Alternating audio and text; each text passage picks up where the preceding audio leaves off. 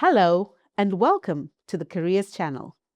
My name is Mbirimi, and I'm a marketing and communication strategist who's been in the industry for over 2 decades, and I'm looking forward to a conversation with you today on marketing and communications.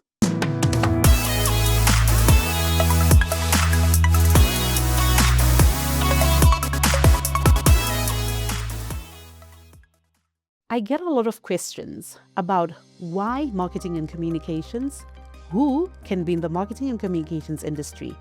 And I always think how I started my journey there. For me, marketing and communications was the essence of my personality, my ambition, and the opportunities that I saw for the future. Marketing and communications, the way I see it, any organization cannot thrive or meet their goals without being known. I always say, whether it's a president, for them to get their votes, somebody has to make sure they're known. Whether it's a product, countless that we know, somebody has to find out about it. Now the question becomes, who's behind everybody else knowing about something? That's where marketing and communications comes. So marketing and communications, other people think it's just 2 modules, but I was pretty much surprised when I went to college and I found out over 24 modules. And each of them can be a career path, whether it's advertising, public relations, digital marketing, the list is endless. But each of them demand that the individual invests in becoming creative. We're living in the digital age. There's so much noise and there's need to compete against various brands, various voices, so that you connect with your audience. Marketing and communications in this day and age, you could either sign up with a university, sign up with a college, you can get a diploma, you can get a degree. But for this generation, I find you are really strategically positioned with the incoming of AI. Apart from your formal education, the industry is actually transitioning in a place where you are not just a doer, but a strategic thinker and a doer.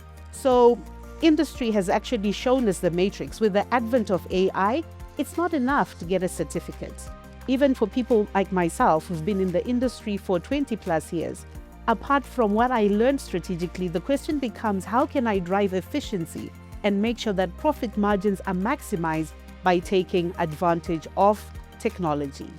So when it comes to marketing and communications, one of the critical questions you should ask yourself is, what will drive you? Are you wanting to drive profits? Are you wanting to drive influence within the development sector? Because while the essence is the same, the thinking and the approach would be different. I've been privileged to be both in the private sector and the development sector, but the core essence and skills might remain the same, but it becomes, how do I hook somebody so that they have a voice? Or how do I drive consumers so we get more sales and money so that we can increase our profits? Another essence for me with marketing and communications, I feel one of the key questions you should ask yourself is, who are you at the core and center?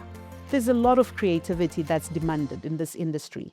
There's an expectation for you to connect. So I find a lot of introverted people can then, remember I mentioned those 24 modules? You can then maybe ride on graphic designing or other behind the scenes expertise.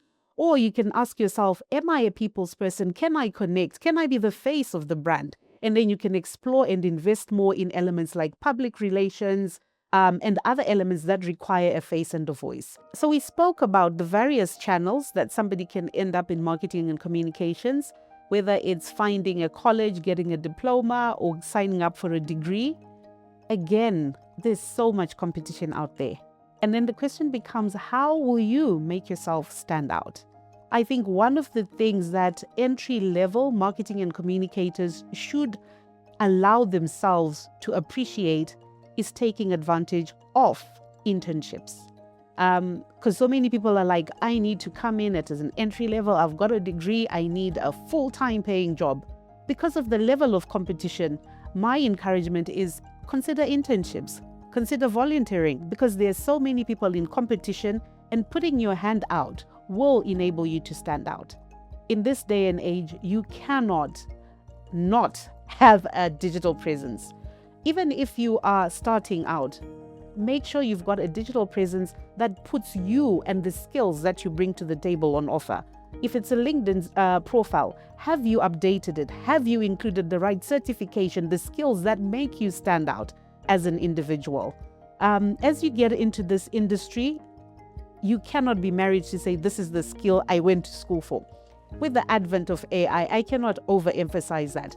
Reskilling should be an every day, every week, every month, every year challenge to say, how am I upskilling myself so that I become relevant? Another recommendation I want to leave out there is mentorship. I think for people like myself, I may have learned the word mentor a little later in life, but you cannot put a price tag on somebody who's walked the journey, gone on that path, so that you don't necessarily make the same mistakes that they did, and then they can shape you and guide you on what opportunities are available. And the power of mentorships is they can be your ticket into the industry, because obviously they're more senior, they're more connected, and can help you penetrate and get into the industry. There's a lot of conversation around AI, and rightfully so. Same for me, same for my industry. And the big question we have is, will my career be eradicated by AI? The question I ask is, how can AI serve me better? How can AI enable me to be the top of the pack in my industry? Now, when it comes to marketing and communications, AI is a tool. So instead of feeling threatened by it, the question is, how do you use it to rein in efficiency, to strengthen the voice, the brand voice that you have? AI, in my view, cannot do what I can without the prompts, without me giving it the background. It's going to help me synthesize better, come up with better scripts, come up with shorter, sharper outputs in a short space of time. But AI still needs the strategic mind to be able to guide it to ensure that we indeed hit home with the audiences. So there are so many tools that are available for marketing and communications for AI. And the challenge becomes, how do you access those? Google has a lot of free ones. LinkedIn also offers several. Plug into those and get the certification that you actually need to stay top of the pack. So while AI has come up with a great opportunity for us to be more efficient, more productive, analyze and synthesize our work more, one of the things people seem to forget sometimes is your audience is smart. So there's several studies by top universities that are actually showing that there is significant risk in people over depending on AI and losing their capacity to show up as a strategist, whether it's in marketing and comms, whatever industry.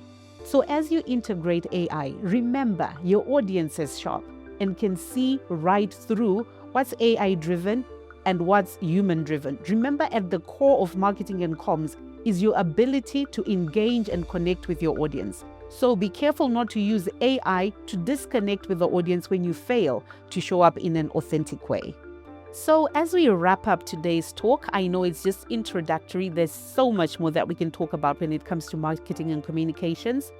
The encouragement for you is do your homework, ask the right questions, find out how you can be relevant in this industry that is indeed, of course, quite competitive, has a lot of AI tools to support delivery.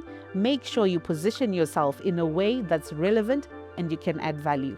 But of course, I encourage you to keep plugged in on this channel, subscribe if you haven't, and keep looking out for other voices, other people who've been in the industry as they share tips on how you can enter the industry and set up your career.